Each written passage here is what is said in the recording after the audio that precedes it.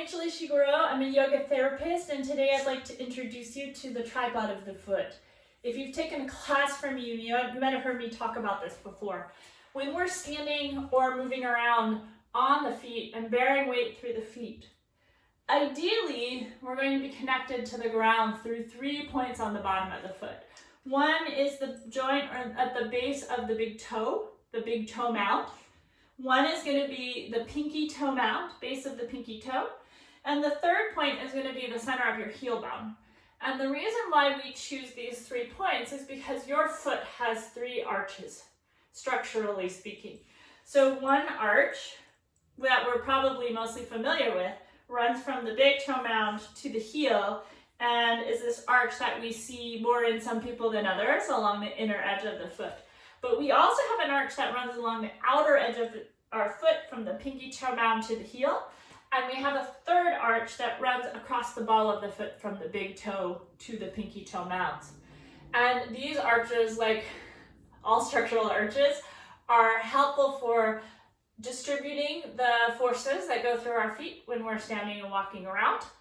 And they also, to some extent, store the energy and create a rebound effect through our foot that helps to make our movement more efficient.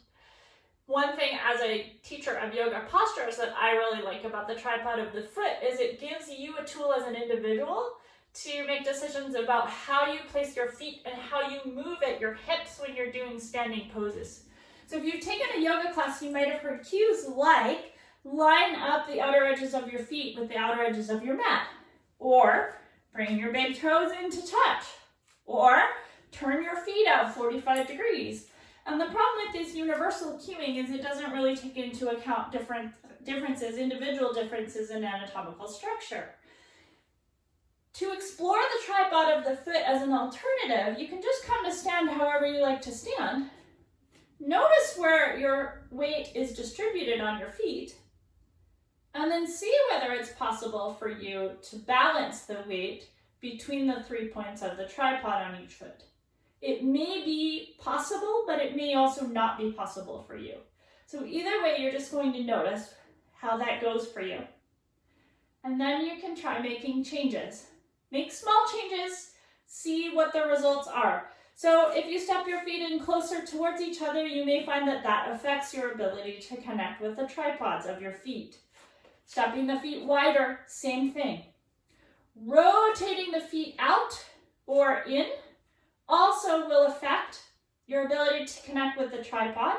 Your 2 feet may be different. So feel free to explore. And then as you're doing your standing yoga postures, see if you can figure out how wide you move your feet and how much you rotate your feet that allows you to stay really connected to the tripods of the feet as you're doing those standing postures. It's a really nice tool for personalizing your positioning and movement as you're doing yoga poses. Some people will find they cannot connect with the tripod of their feet, and that's okay. That's not uncommon. There's a lot more to this concept than I've had room for in a short video. I'd love to hear how your exploration goes, and then also let me know if you have any questions.